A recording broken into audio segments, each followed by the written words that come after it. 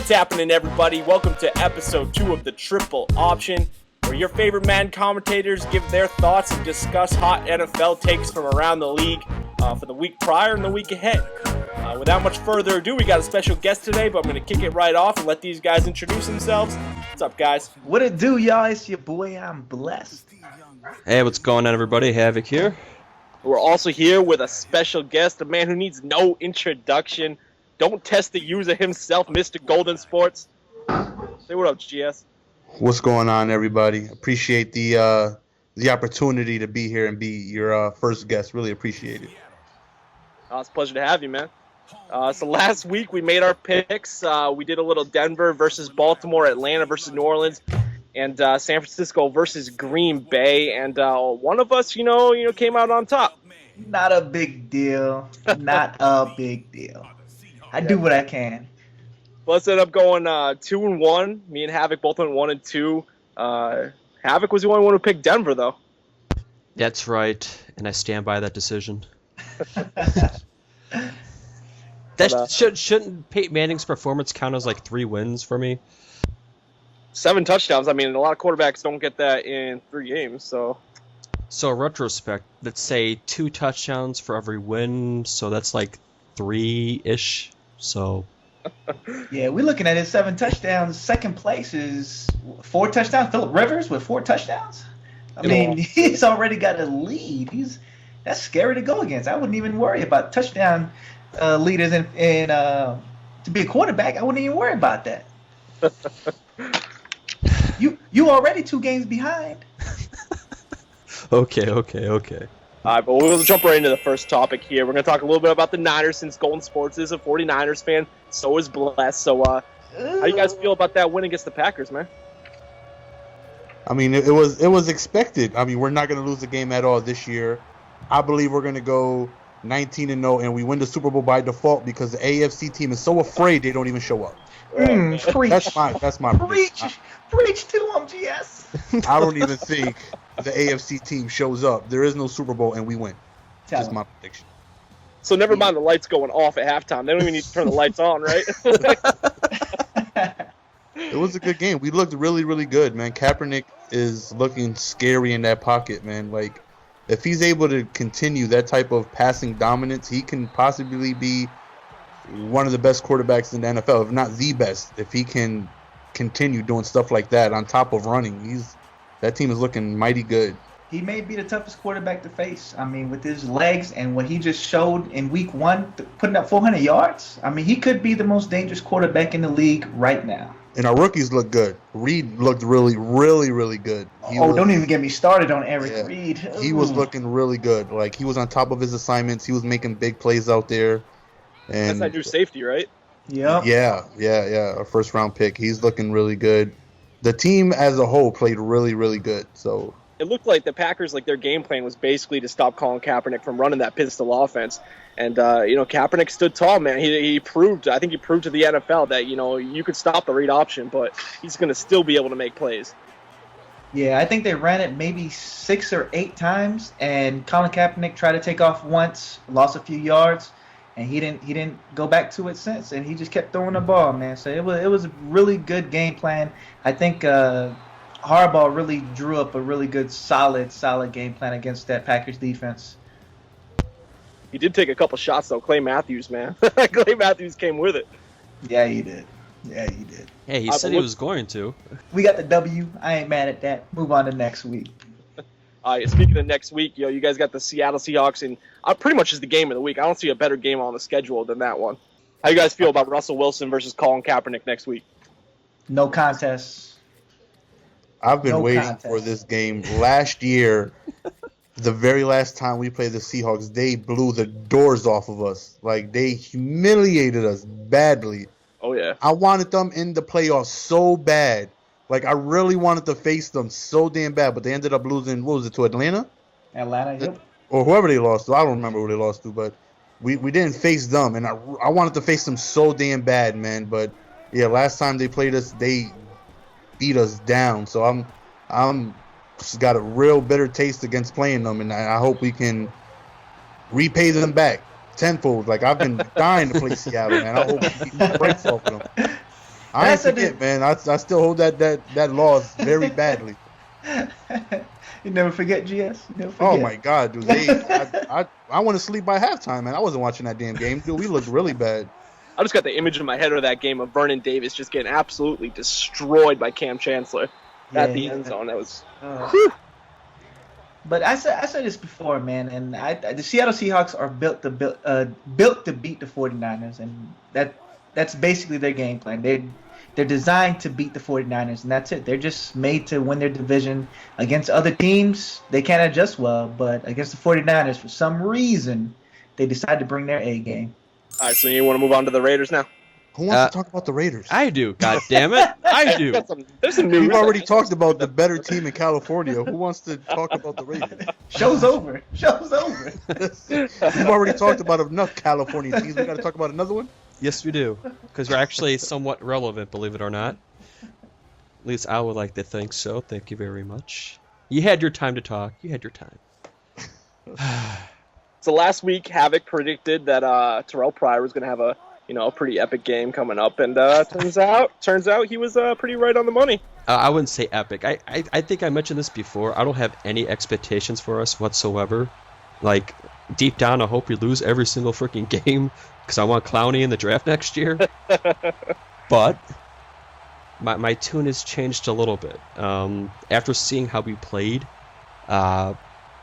granted we still lost, but everybody expected us to be blown out. Even I thought we were going to be blown out. And hey, Andrew Luck, man, fourth quarter comeback kid. There was holding on that play. I'm going to get into that. Anyway, so, yeah. Everybody, and I think, was it Yuri that you and I having a little debate about? You kept saying Pryor did decent. He did decent. He did decent. It was his second ever NFL start in the league. Second ever. My only problems with him, and I mentioned it before, his red zone efficiency. He threw 2 bad picks that he shouldn't have thrown whatsoever. It also didn't help towards the end that he took a sack. We were like inside the 10-yard line, and he rolled out. Instead of throwing the ball away, he took a sack, which pissed me off. That's just a young quarterback. That's the young quarterback thing, and I hate when people say that. It's a young quarterback thing, and parts of it's true, but you should have that alarm going off in your head. Get the ball out of bounds. Get the ball out of bounds. And he obviously hasn't gotten that memo yet. But I don't want to compare him to, let's say, a Colin Kaepernick because he's nowhere near it. No. Hey, shut up. Shut up. Let me finish. You didn't even let me finish. I wasn't going to compare them. But there's potential there. As in, at least we can all agree, Terrelle Pryor, when he's running around, it's a marvel to see.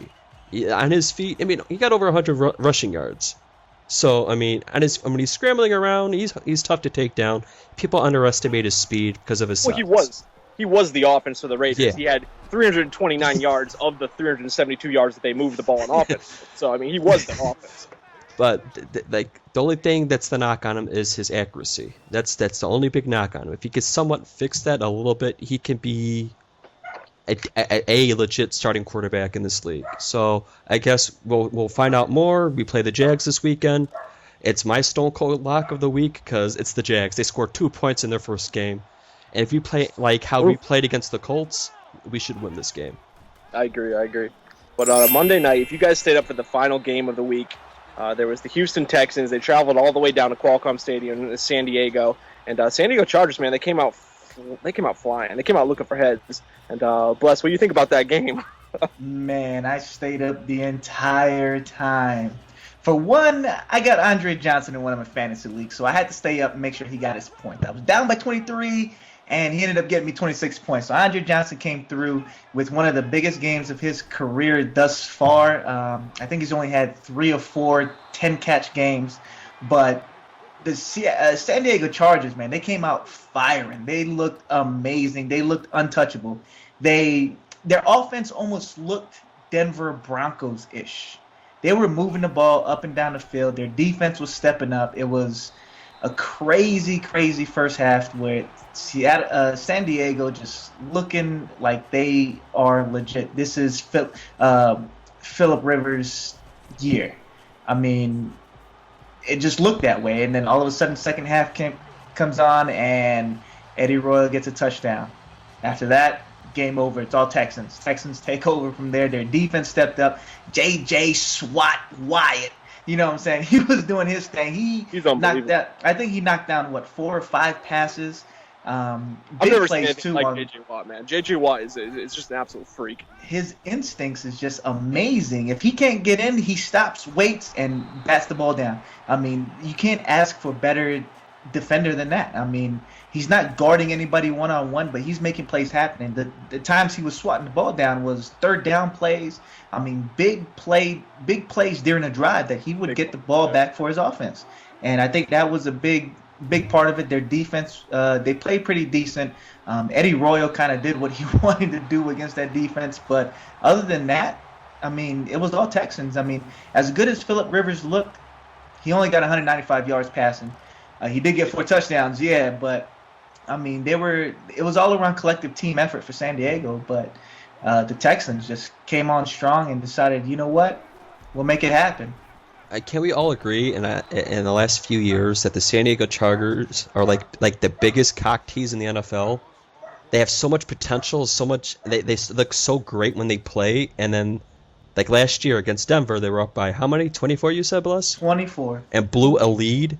So when they blew that lead on Monday night, I was not surprised. They have all that potential and all this and all that, waiting to get over that hump, and they just never do it. They're choke artists. Yeah, I was just surprised that the Texans came back just for the simple fact that they're not built to come back. They clock control, ball control, they run the clock, and with them being down that much, I didn't expect them to come back. I mean, we're looking at time of possession. It's 36 minutes. Houston had the ball compared to San Diego's 23. Wow. So, I mean, I just didn't see the Texans coming back, but somehow they did it. I mean, there was a questionable call that was called, but, I mean, it doesn't matter. The win came out. Texans shouldn't even came back. They shouldn't even been that close to coming back. So that call was just irrelevant. Yeah, I'm over here on the East Coast, so I didn't stay up for that second game. It was just, too late for me, but... looking at the highlights the next day, I'm just like, I'm in amazement. What? Andre Johnson's how old now? He's approaching 32. I think he's 32, 33. He's getting up there, and like he's taking. It's not like he was the best receiver in the league last year, but in week 1 of this year, 12 catches, 146 yards. Are you kidding me? Man, Dre's coming out on fire. Dude is a monster. GS, you watch that game? Oh yeah. Good, very, very, very good game. Like. Just as Bless said, like when you're watching San Diego, the way their offense really looked, like there's nobody in this world that would sit, not even a San Diego fan would sit down and say they expected such a dominant opening against one of the best defenses in the league. They looked really, really, really good, and just to lose a game like that, man, it's got to be tough, man. But they looked really good, and that's how they've always been, man. They show signs of dominance, and then they just crumble. But it was a great game. Definitely better than the first game. The first game wasn't even close. The first game was just highlights. That's all it was. Speaking of that first game on Monday night, man, that's exactly what I kind of want to dive into right now, because I sat back and I did watch the first, didn't watch the second one, but during that first game, I was sat back in amazement for most of the first half, because I'm watching Chip Kelly in his first NFL game, coming from Oregon, running that blur offense. He brings it to the NFL. Everybody's got all these questions. How is it going to translate, to a much more powerful game that is the NFL? And I tell you what, that first half, man, it looked electric. That offense was on fire. 322 yards of offense total. I mean, they put up 26 points. They had 53 plays out of that blur, where basically it took 16 seconds from when the receiver or the running back hit the ground to get back and snap the ball again. That's a ridiculous pace. And for the Redskins defense, did they not look gassed? Like they looked out of breath, trying to get back to that line and defend these fast Eagles. Yeah, they looked horrible, and it didn't help that RG3 kept them on the field at the same time. RG3 couldn't control the ball, couldn't control the clock. Alfred Morris was on the field. Yeah, Alfred Morris was that was my biggest disappointment. For quarterbacks, I sometimes expect a sophomore slump. Maybe not from RG3, but his first game, he didn't play preseason. I'll let that one slide. But Alfred Morris, running backs usually don't fall into that sophomore slump. They usually maintain the efficiency they had the year prior, unless they're starting to get up in age. But Alfred Morris was just big First play disappointment. of the game, he fumbled. Like, it was just like, whoa. Right from the start, I was like, oh god. And then he missed that pitch in the end zone. That just looked. I was like, oh, it's a rough night. That catered right to the Philadelphia offense because, the defense for Redskins barely got a breather on the sidelines, and now they're back out in the field trying to defend this 16-second, dead ball. It's like, oh god. Yeah, I've never seen anything. I think LaShawn McCoy had in the first half, he had 20 carries or something like that. That's something you get in the entire game. How do you defend that? How do you look up in the film room knowing that you're gonna have to sit down and run plays over and over and over nonstop? Good luck defending that, man. Because with the firepower that the Eagles have, with all that speed, and last thing you want to do is be tired and give them, more of an advantage of being able to use their speed on, tired defenders. Exactly. And it's funny because Chip Kelly's upset. He wants the pace to go by quicker. He wants the offense to set quicker. Yeah, did you see the interview? I think Mike Vick said after the first quarter he felt like it was halftime. All those plays being ran, he's never even gotten close to running so many plays. And yeah, he's like, Chip Kelly expects even more up-tempo style. And yeah. Well, they had 26 points in the first half, and they only had 7 points in the second half. So, I mean, to me, there's a little disparity there in the two halves. It seems like a tale of two halves. I mean, RG3 did come on late in the game. But, I mean, Philadelphia had 77 plays that game. I'm not even going to get into the Patriots. New England had an absurd. New England Patriots had 89 snaps at offense. Washington had 70 plays against Philadelphia's 77, and Jacksonville had 70 plays. Absurdly, I guess when you're playing from behind like Jacksonville was the whole game, you gotta take a lot of snaps. And still managed to get 2 points. Or if your wide receivers keep dropping passes, keep stopping the clock. I mean, you got no choice. But I don't know. My only worry with that offense, that beautiful offense, is that it's not going to hold up in the NFL. It's a longer season than college. You don't get that December break. I mean, Mike Vick's had 10 seasons in the NFL, and guess how many seasons he's had where he's played the full 16 games? One? One. He's had one season where he's played the full 16 games, and now he's supposed to take how many snaps a game for how many games? This time, I just don't see it happening with Mike Vick. Mike Vick's going to get injured at some point during this year, and Nick Foles is going to be called upon to direct this offense. Can Nick Foles run this option offense like Mike Vick? I mean, I don't think so. No, they better bring in Matt Barkley. I don't know why they're playing. Oh, USC fan. Oh, what gave that away? All right, let's run these picks, huh? Yeah, let's run them, please. Before I lose All my right, so sanity. we got 3 picks going on, this week. We're seeing if we could, if me and HaVoC can pick it up from where we dropped the ball last week. And Bless is trying to continue his dominance so far. I'm about to run away with it. And we're going to get GS's picks in here, too. We want to find out who he thinks is going to win these games. But the 3 matchups are Denver at New York Giants. We'll roll with the first one. Who you got, Blessed? I got the Denver Broncos. Well, now I made you a believer. Eli. Now you got the Broncos. I mean, Eli's throwing picks on a screen. You get paid more than that to be throwing picks on a screenplay. So I'm going to have to go with the Denver Broncos, man. Denver Broncos look solid. I can't go against Manning. You can't go against 7 touchdowns. You can't. Especially the Giants' defense just looked awful. So they let the Cowboys beat them. So I'm going to have to go with the Denver Broncos, man. All right, who you got, HaVoC? Who's the home team? Giants.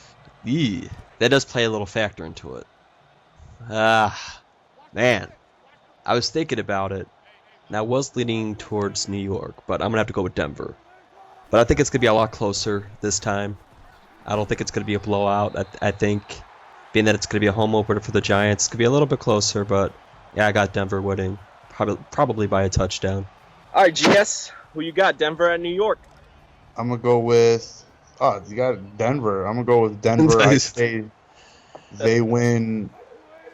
I'm going to go with 35-24.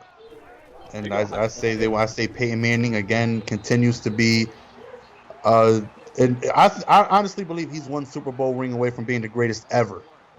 And he's phenomenal. I would never go against him unless he's going up against the 49ers. But other than that, he's incredible, man. Like the things that he does, I got him 35-24 Denver.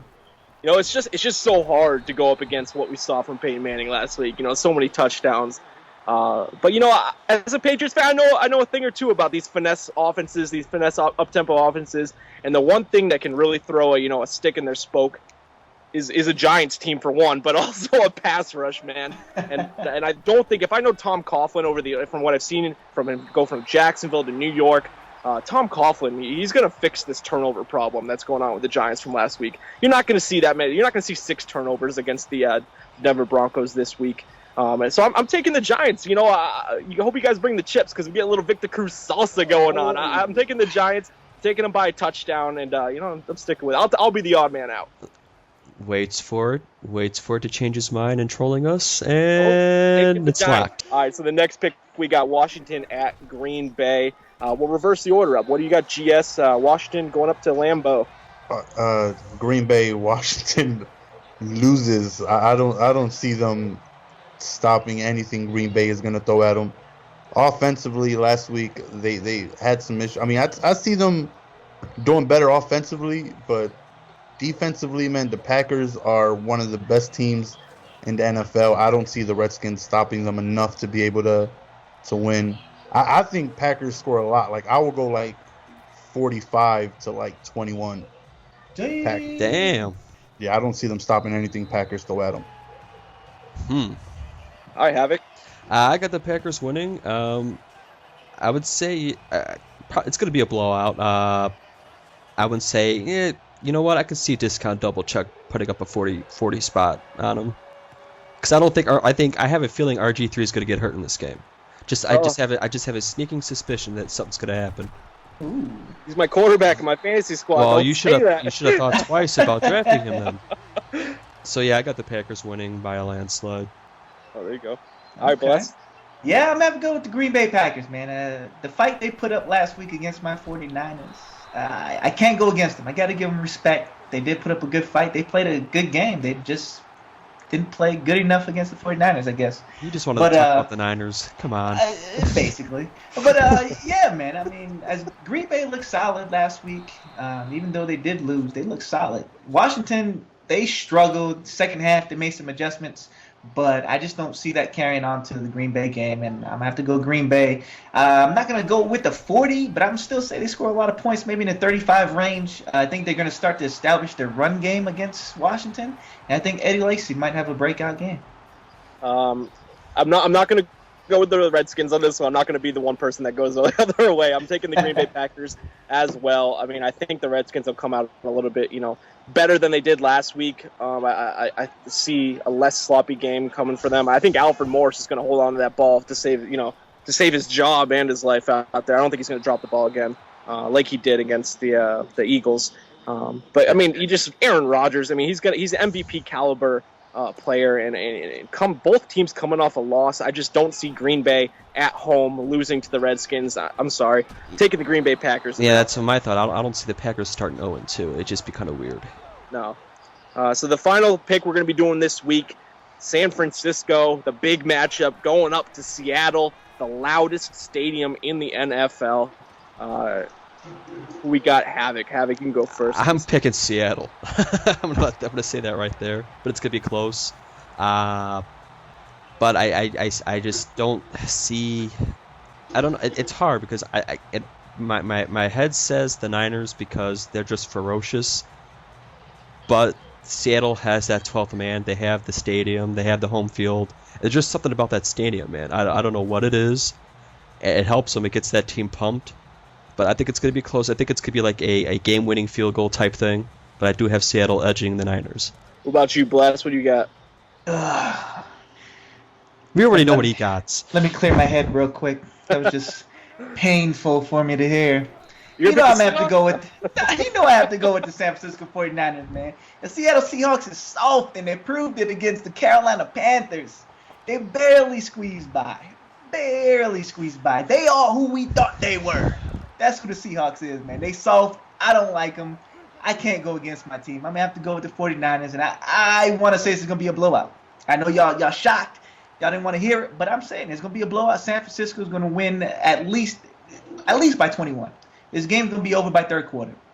I'm calling it right now.